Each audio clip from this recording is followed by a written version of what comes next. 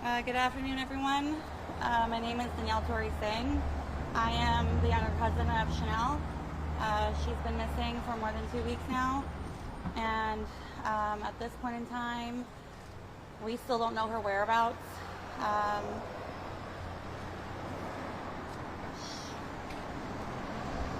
LAPD and Missing Persons Division in the Los Angeles area have decided to go ahead and close the case. They are confident that they have seen her. However, that's not sufficient enough for us. So we are in the dark at this point in time. We aren't quite sure where to go from here. I'm not from LA, I'm not from America, I live in Canada. And I'm going to have to regroup and see where we go from here. But at this point in time, there is speculation that she has been found, and that is not true. We have to remember that there was a woman ID'd as Chanel Banks in the Texas area. And I did see body cam footage of when that connection took place between Texas PD officers and this woman. And this woman was able to provide a New York City driver's license that had been expired for more than 10 years. I did get to see the body cam footage. I did get the body cam audio, and I can only go off of what I saw and what I've heard. And what I saw was a woman that did not look like my cousin. She was much skinnier, this woman in this body cam footage. She was wearing things that my cousin would not normally wear, and her voice was different. Her accent was different. My cousin has a New York accent. She's raised in New York, and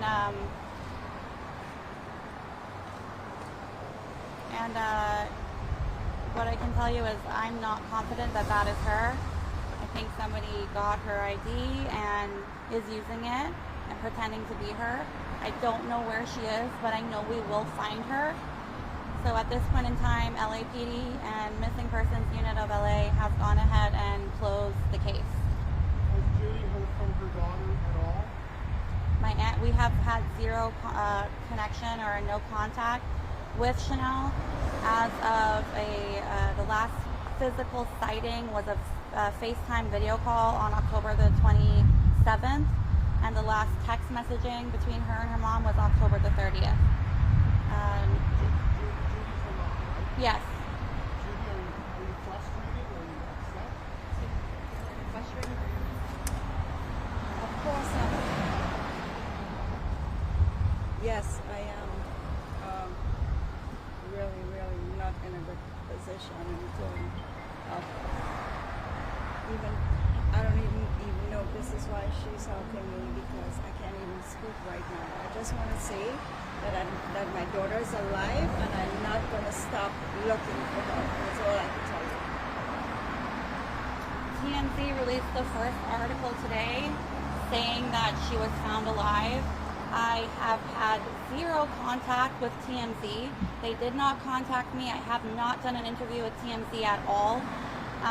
Every last one of you have contacted me. I've spoken with every one of you and corroborated and answered every one of your questions. TMZ did not have any right to post that article, and they were the first to say that the case was closed. However, LAPD, our Missing Persons Division of LA, didn't even have the audacity to call her mom, knowing that we've been looking for her, scouring these streets since November the 9th. We arrived here in LA from New York, and I'm from Toronto, and so we had to learn that the case has been closed from a third party. This is wrong on many levels, especially for a family who is distraught over looking for my cousin and looking for her daughter. And this is the police work, I have to say, on behalf of the Texas Police Department, very lousy work to ID somebody who's missing in the state of California, who just happens to appear in Texas, and then provide a 10-year expired New York City driver's license, and they were okay with that, is beyond me. when I spoke with the Corporal Dominguez of Texas Police Department, he said that they are positive that that woman that they ID'd as her is her because she has long brown hair and blue eyes. If that is the standard for missing people, because if you see somebody who looks similar, then I have lost faith in any police department at all.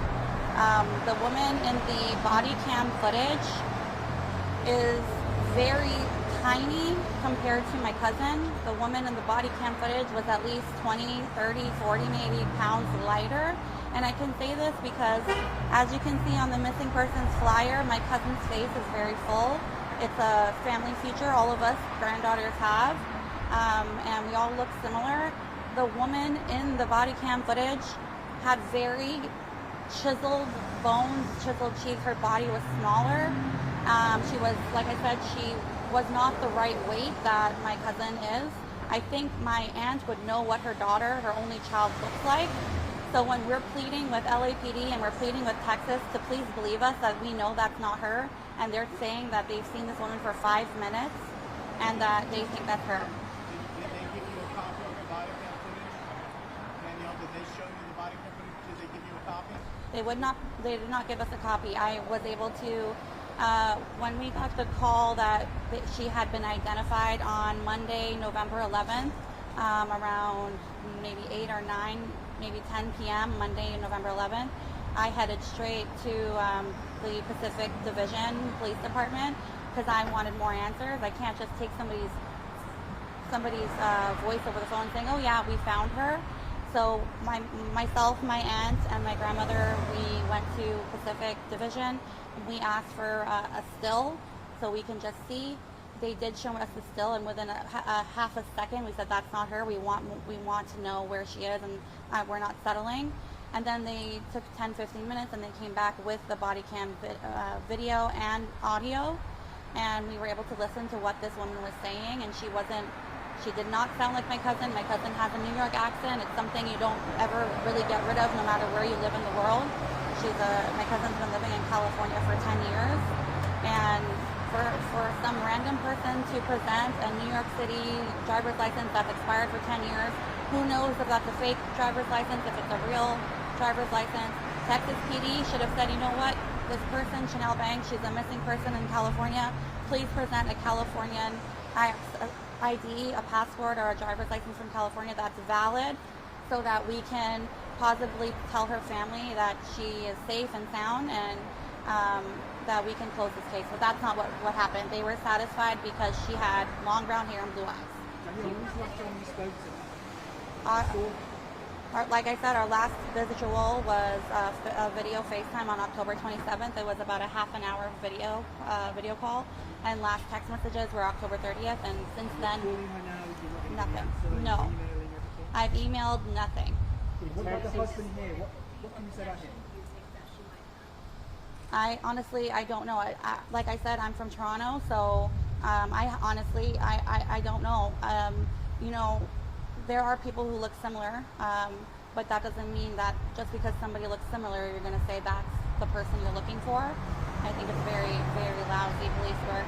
Does she have any connections? No connections to Texas. She's from New York City. All of our family is either in New York or in Canada. Did Texas authorities tell her to call her mom because her family wants to know what's happened to her? What LAPD has said to me is that she is a grown adult, and if somebody wants to go missing and does not want to contact you, they cannot force that person. So it's just dead end after dead end. And is there a husband that figures into all this? Yeah, she's been married for just over a year. As you can see, it's me and her mom out here. I don't see her husband out here. If my spouse was missing, I would not be in my apartment hanging out with my feet up. I would be scouring the streets. So he's here? He is here. What's her connection to Texas, and how in the world would somebody get a 10-year-old ID from New York? Like I said, I'm not quite sure about this ID. That's the part that's throwing me. There is no connection to Texas. We have no family there. We've never had family there. And when I can tell you in the body cam footage, she was in this hotel room alone, so she had nobody there. The reason why the police in Texas went there is because the husband said that her earpods were pinging in Texas, something like that. Correct, yes, her husband. Do you know what city or what agency? I'm not, nobody really wants to help and say LAPD won't release crucial information, and Texas police also won't corroborate as well. What I can tell you is the officer that I spoke to at Texas PD, he is from the Bornay Police Department in Texas. Did they give you a number to call? Sorry? Did you have a number to contact them in Texas? Yes, and I have the officer's name. Have Sorry? you guys been in communication with the husband? I arrived here from New York. I drove from Toronto to New York and then flew out with my aunt from New York to LAX. And when we started flying the same day, the following day, which would have been Sunday, November the 10th, we happened to run into him here at this building. He had her dog locked in her vehicle with the windows up, and it's a little long-haired Yorkie. The little dog was shaking and sweaty, so I'm not quite sure how long the dog had to have been in that vehicle. And within minutes of asking, do we break the window, do we call the police, what do we do? We heard footsteps, and that is when we ran into him. Did he say where his wife is? It's hard for me to tell you what he's saying because every 5 minutes her husband is changing his story. So initially he had said that there was a family dispute between her and her mom. LAPD have seen our phones and have seen our text messages and phone calls to prove that there really was no falling out. Then the next day he said that there was a falling out many years ago, also untrue. If there was a falling out, why would my cousin in California flee to somewhere else when her mom doesn't live in California? Her mom lives in New York City. So that's the part that doesn't make sense. He said there was a time he said she got on a flight. There was a time he said on Monday he said that she's upstairs. LAPD knocked the door and he didn't answer, so they left. There was a time he said that her flight was extended. There was a time he said that he pinged her AirPods to Texas. There's a time he said that she's not missing, she just doesn't want to be found. He said he doesn't know where she is, he does know where she is. And so I can't take any word from him because I don't believe anything he says. Is there any indication of trouble? To be quite honest, I didn't notice anything. I've never seen her with a bump or a bruise. All I can tell you is that during our last phone calls within the last month or so, when he would enter the room, she would quickly hang up with me, and that part is unusual. Are you guys trying to speak to your husband? I think the husband is a lost cause at this point because, like I said, I've been flyering. We've been out here, multiple people flyering, and when he was notified that these flyers were out here by property management, he has been seen out here removing the flyers.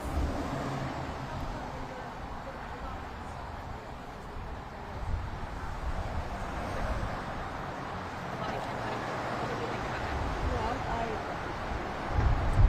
I looked at it and I knew it wasn't my daughter. And we stood there telling them that that's not my daughter, it's not my daughter, right? That's what I did. That's what I told them. Then, this on the weekend. And they didn't want to give us they didn't want to give us the photo of it. So we were there for like over an hour trying to convince them that this is not my daughter. This is not my daughter. This is my daughter. I have one child. But So Judy, they showed you the body cam footage. as yes, well. And yes. you knew right away that was not Well, her. Right away. right away. We Did said it look no, like her or sound like her? no. Well, if she's lost a lot of weight, I could still tell you that's my daughter. I know how she is. I don't know if she's have a heavy or thin or whatever that is. I could tell. Well, at that point, when we saw body cam footage, that had been less than 2 weeks of her being missing. I don't know any diet that you can go on within 2 weeks and lose 40 to 50 pounds. So that, as soon as we saw that, the first still and then the audio and video, we didn't even have to watch the whole body cam footage, because there were certain things this woman was saying in the video that Chanel would never say. That it was just kind of giving away that wasn't her. How often, Judy, how often did you normally speak with your daughter? Oh, please speak to her. Very often, very often.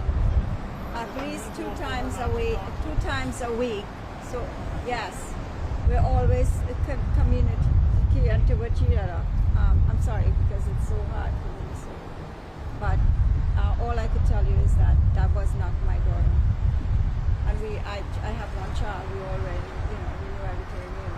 But I guess you don't always know everything as a parent. Is your daughter's car or her husband's car out here? Yes, this is his car. This is the husband's car.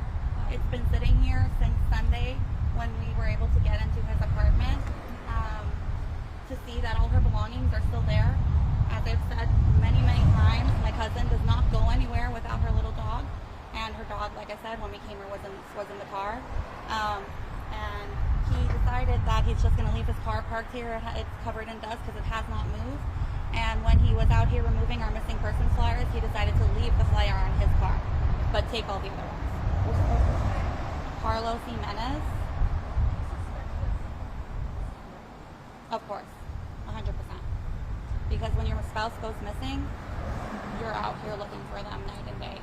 If you just got married a year ago and you're still a newlywed and in that lovey-dovey phase, you don't just fall off the face of the earth and sit in, and then your spouse doesn't fall off the face of the earth, and then your husband is upstairs and in their unit just hanging out, He's also not here. Yeah, he's not here. And I'm sorry, he lives right here, and he knows what's going on here. He hasn't shown himself here, right?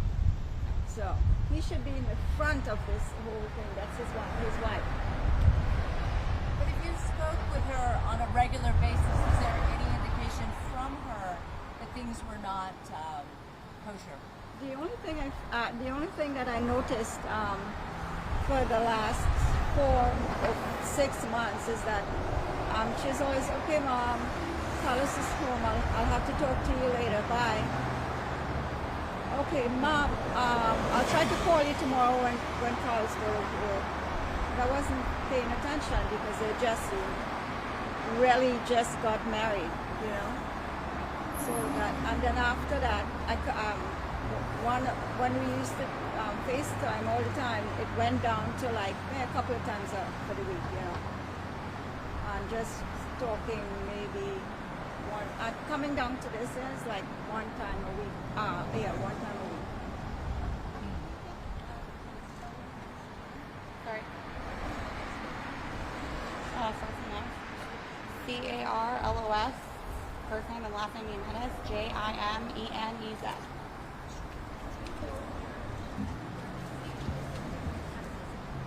They will not give us the address of that hotel that she was at. They don't want to tell us. But the responding officer, where I was able to do that body cam on that officer, he's out of the Borneo Police Department. So I think what they said is the Borneo Police Department is in San Antonio, Texas.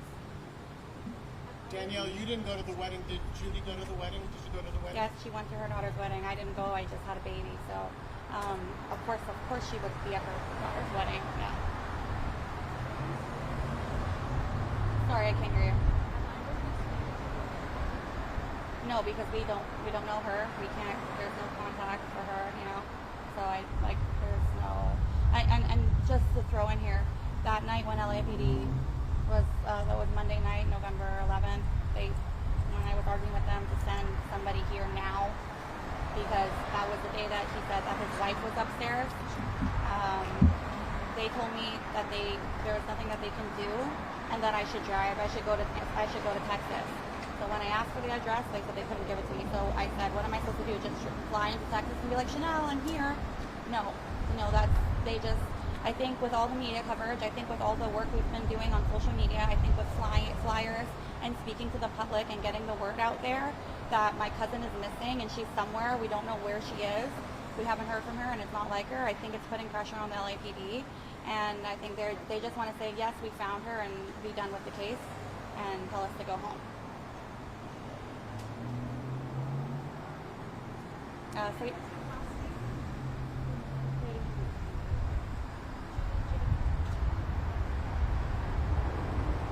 So yeah, this is his car. It's been parked here since Sunday, and her vehicle has also been parked since Sunday, has not moved. Where's the It's just around this half wall, and you can see it through the right there.